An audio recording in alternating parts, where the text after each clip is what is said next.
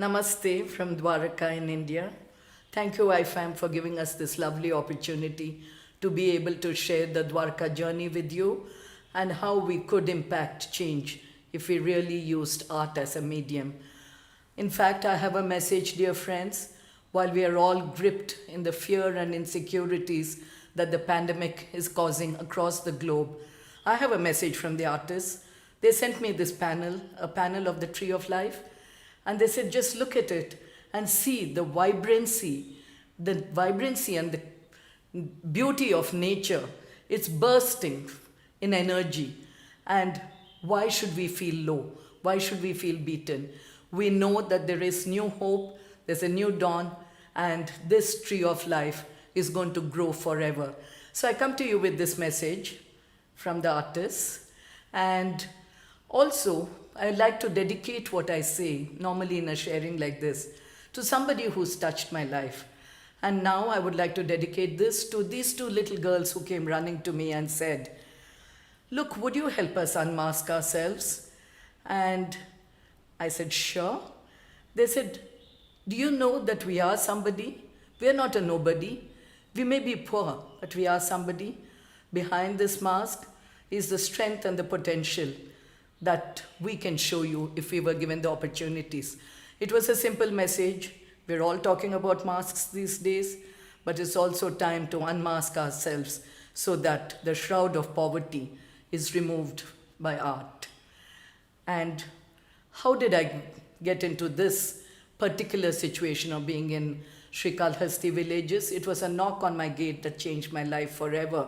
I was in Bangalore, I was at home, and there was chaos on the street, and there was a loud knocking sound. And when I went out, I saw a man so frail, so weak, so tired, and so desperate almost to try and sell something that he was carrying as a bundle of cloth. And I said, in what way can I help you? And he said, just buy 1 or 2 pieces of this. I have Kalamkari artwork panels in this bundle, and if you help me get it, sell it, or buy it, then I will be able to go back and live, and so will many other artists. And I knew that once I took him in home and had listened to him, and of course we shared a meal together, I knew that there was a new journey that was going to open up in my life. And I went with him. I went with him to Srikalahasti, and it's a temple town. It's a famous temple town. It houses one of the most famous temples in India. It's on the banks of the Swarnamukhi river. And so on the walls of these temples, you see the traditional heritage, beautiful art form, expressing mythology, expressing stories. And the beauty of art itself across the temple walls was indicative of the richness of the wealth and the heritage of our culture. And that was my first introduction to this beautiful world of Kalamkari. But then, as I went along the streets of Srikalahasti, to the small homes, to the shanty villages, there I found another world. A world of poverty, a world of indebtedness, a world of people caught in the clutches of moneylenders, a world where the opportunities were slipping out of their hands. And even as he said, what can I do to change my life? He spoke of a son whose life was lost, and even before I could reach out to him, almost 24 hours after my meeting him, his life too got snuffed out. It was enough of a shocker for anybody to say that things must change. Or I had to ask myself, am I blind? Are others around me blind? Is humanity blind? Don't we see the pain and suffering? And don't we see that there are ways in which we can change it? Yes, art can do that. And so, as I walked around and I looked into the faces and the homes and the lives of people who lived in those villages, I knew that there wasn't just poverty, there was potential. And that potential is what I intended to tap. But how do I go about doing that? Once you see the richness and the wealth of that art form and see those fingers that have struggled, these nimble fingers that are holding the kalam, which gives the meaning to the word Kalamkari. Kalam is a piece of twig that is shaved sharp with thread tied around it, dipped into dyes, and those beautiful paintings are done. by these nimble fingers that hold it. But these are women who worked on quarry beds in hot, blistering sun. Their hands were sore at a time, but once they held the kalam in their hands, their lives began to change. I have worked for 40 years in the field and I wear different hats. I thought it's good that I introduced to you that in the year 1978, the little seed was planted. In 1980, the first hat I wore called Avas was born, and I worked in the slums of Bangalore. In 1996, my father, a small-time village boy who became a successful industrialist but was a spiritual thinker, philosopher, guide and mentor of people, to me the most compassionate person I know. He established the Ramanarpanam Trust and inspired me and guided me. And under the Ramanarpanam Trust, I was able to also start two initiatives called Dwaraka, about which we are talking now, and Drik, which is the part that was educating children and actually looking towards a new life for the new generation. And with these 4 hats on my head, but even before I had them there, I had started my journey in 1978 in the slums of Bangalore city. And the first slum I walked into was called Lakshmipuram slum. I had no ism behind me, I had no training, and I knew that when I walked in there, all I had was myself, and I went and told the people. It was dusk, it was evening, and I said, I'm here, can I be of some service to you? I had come and settled down in Bangalore as a new young girl in my mid-20s. I had lived in the US before that. And when I came here, I was finding my feet all alone, going around from slum to slum. And I was taken aback a little, but I realized soon enough that people had been cheated for so long that they didn't necessarily always trust you at the first meeting. So I was challenged. And I was told, do you think you can help us in the next 3 months? And if you can really help us in the next 3 months, then we won't have you thrown opposite the road. And if you can see that circled area opposite the road, you'll see that there is a graveyard over there. These were the kind of threats I was faced with, but I knew where they were coming from. Poverty had in fact suffocated hundreds and thousands of people by giving them no chance to feel a part of the whole, to integrate their lives with the communities. And so I walked into this community, and that graveyard became my meeting place. And that graveyard, as you can see in the little insets, became the space, because there was no space to sit in the community, to gather women, to gather people, to gather youth, and collectivize them for action together. Otherwise, if we were faced with bulldozers of this nature, we could never have thwarted those threats. We could never have fought together and established the rights of the slum dwellers. People in this case were brick makers who had made the bricks that you see the houses at the backdrop built with. And yet these people had no space whatsoever to live there. And even further, when we resisted the bulldozers, what happened to me? I was threatened. I was threatened by the authorities. I was threatened by the police. And they said that if you're going to stand there, we may have to just arrest you. And I said, hey, let's wait a minute on that one. And I'm glad I persevered, because what happened in my life became a change, a big change in my own life and in the life of many others too. We were able to move from bulldozers and prove to the people of this country that there is something called integrating the poor with the others, and that they are the backbone of the economy of our nation, and that these people who make the bricks and build the homes and keep the streets clean and work in our homes are the ones who have a place to live rightfully in the slums of Bangalore or any other part of this country or any part of the world. And this is where we first got our people together, and this particular housing project that came up multiplied into thousands more homes, and then we impacted from the micro to the macro the policy about participatory in situ housing for the poor in the cities. But how did we do this? I want to again draw our attention to the fact that it was only possible because we brought people together. We believed in women power, we believed in youth power, and we felt that if women knew what they could do, if they were made aware of what they could do, they had the inner potential to fight back and establish their rights in a very responsible manner. And I have circled out two very special people in these slides. One, my father, who I spoke of earlier, and my respects to him. He's 96 and still guides me. but another fabulous woman named Sarojama, who's in the center of this slide. And she is somebody whom I met first in Lakshmipuram years ago. She's no more, she's late Sarojama now. But I remember when she went to the Beijing UN conference in China and she spoke to the entire world audience there. She shook the people with the reality and the power of the people in these communities. And that is Sarojama, also to whom I would like to dedicate the next few steps of my journey. And so with this experience base, I moved in 1998 to Srikalahasti with the gentleman who had taken me around the temple towns. And when I went there, I found all these young girls sitting under the trees, young women sitting under the trees. They had a book in their hand, they had a pen in their hand. And I said, hey, what am I doing here? What are you going to do? And there was expectation, there was anticipation. But I knew that I had to learn from them first, and only then could I give back. So I knew that I had to begin to get to know them. They were there wanting to become Kalamkari artists. And let's see what happened. I went around to the villages. This is Viempalli. Today we have over 70 to 80 artists and over 100 trained in this village. It was a Dalit village where people were ostracized. They were not in the main flow of any artwork earlier. However, I knew that if there was economic empowerment, there would be social change. If there was social change, there will be cultural development, and that would lead to a larger change in the entire region. So this is Viempalli and this is Kobaka. In Kobaka, I sat where we could. There are paddy fields behind me.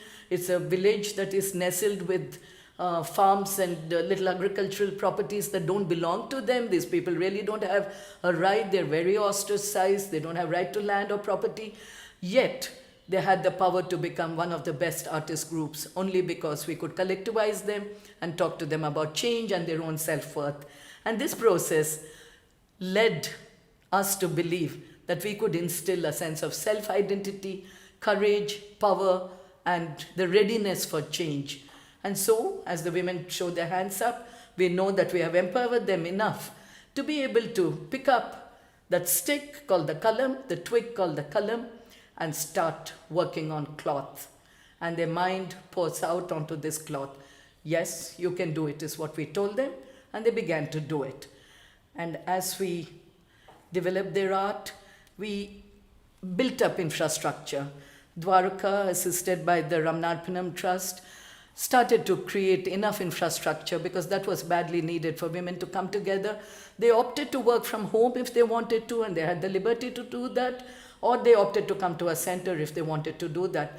And some of them felt better being amongst their own, and they began to feel a sense of empowerment, even coming together, talking about themselves, letting themselves free. They felt liberated in that space, and that is the kind of space we created. On one hand, skilling them, on the other hand, helping them to find their space within and without and share this. Knowledge had to be shared. Knowledge about the dyes that they use on the textiles. Knowledge about the power of nature. Knowledge that these people are special because they would never get gripped by the plastic world, so to say, by the artificial world that would take away the authenticity of this fabulous heritage art form. And so we taught them about dyes. We taught them by taking them and exposing them and giving them space within their own forest lands and within their own spaces in their villages. And what did I know about dye or design? But when I learned from them, I was able to collectivize them and help them learn more and more. And then we introduced the computer to them. We had to introduce technology too. Look at their curiosity. Many of them are illiterate, but that didn't stop them from wanting to learn, wanting to pick up. That was essential because they had to connect from that remote rural world where they were marginalized and alienated to the world of the cities, the world which is going to give them their livelihood, their bread and butter. And they began to learn how to communicate. And as they did that, there were other aspects. So this was one aspect of skilling them and giving them other empowerment through knowledge. There was another kind of knowledge that we had to feed in continuously so that they did not lose hope or faith and did not get battered by communities that were so male dominated in many cases. There were gender disparities, and therefore when we came together and we talked together and we learnt about it, we knew our rights and we knew how to conquer them. And then we began to break into this male world of Kalamkari art, where the women took charge of everything that the men were doing exclusively earlier. The women began to be able to knead this cloth in milk and myrobalan powder, which is part of the process for Kalamkari. And they did it like you would do in the vineyards or in the wineries of places where wine is being made, where you stomp on the grapes. That is what the women learned to do, because you have to stomp on the cloth in milk. And as they did that, they even enjoyed doing that. And then they said, we will wash our own cloth. We will even boil the cloth that we have to do. It's part of the Kalamkari process, it's part of the art process. We will dry it out, and when it's all dried and we have worked in art on that, we will take it to other centers where our art will be used to produce items that can be sold in the market. And then we started also skilling other people, other villages, other women who could add to this Kalamkari art. And as we did this, we knew for the first time in the country, we opened up exclusive Kalamkari units, and absolutely fabulous amount of space was created for these women to actually go and sell their wares in the cities. This space belonged to them. So when these girls, Sunita here with a smile on her face, went to Calcutta, Mumbai, Delhi, and Bangalore to the exhibitions and to the showrooms, she worked with the customers. She talked to them. They listened to her story. And then we began to sell beyond the shores, within the shores. Hand-painted Kalamkari, I know the revival movement had started, and Dwaraka's success story was beginning to reach a point as far as their economic regeneration was concerned, and it spread. Today, it's not only about the Dwaraka artists or the villages of Dwaraka alone. We take the message of every single artist in that region, many who may know Dwaraka or not even know Dwaraka. But when I started, and I've gone house to house in that region, there were 300 artists, 300 plus, and there were only about 30 real artists, if you really have to say artists, but 300 plus people in the process identified. And later on, today, people say that it could be between 2,500 to 3,000, which means we were able to touch and change the region as a whole. And that is what working with an artist within their own space can do. And as this bubble began to grow larger and larger, and it hasn't burst, the people, the artists, we represented them at the International Folk Art Market in Santa Fe for 2 years. And last year, thank you, IFAM, you recognized the resilience and the worth of these women and the artists by giving the Global Community Impact Award to Dwaraka. It was a big moment in our lives, not just because it was an award or a recognition, but it was really a true understanding of the power of women who have art within and who can express it to the world, to make change happen through art. And I have just a few more stories. Every time I've been asked, how come you've made every single person who held a kalam into an artist? I want to tell you what Lakshmama from Kamakattu told to me. And she said, Amma, please tell them that when my in-laws were on their deathbed and I didn't know what to do, I knew that if I learnt Kalamkari art and expressed it and followed it and pursued it, not only would I feel peace in helping them get better, but I would find the money to help them go to the medical care and get better health care. And that's just what happened in Lakshmama's case. And today, her in-laws are well, and she continues to do artwork. A woman who had no concept of what art was is a fabulous artist today. And the last story I have for you is about Sujata, who is hearing impaired and will therefore never listen to this, who's speech impaired and therefore will never be able to talk to you. She was almost losing her eyesight, but for 20 years she's been a strong pillar in Dwaraka. She's grown from strength to strength into a beautiful artist. Her material, her cloth, her art is sold all over the world today. And I want to show you how she touched my life with this hug in the river Swarnamukhi. And this is what the Dwaraka movement is. And I call you to share this platform with us. I call you to share what we call the Dwaraka art rights communities for children, youth and women. And here they are, we're bringing them together. We have started sharing these thoughts, sharing the skills, not to make them necessarily into artists, because they already are that, but to expose them to the purity of their self-being and their wealth within themselves. To each of you who have the heart and the love for art, I call upon you that we join hands together and grow into a large family. IFAM, you have planted this seed. You have given us opportunities. We are partners. Thank you for making us your co-travelers. Thank you indeed. Everybody, namaste.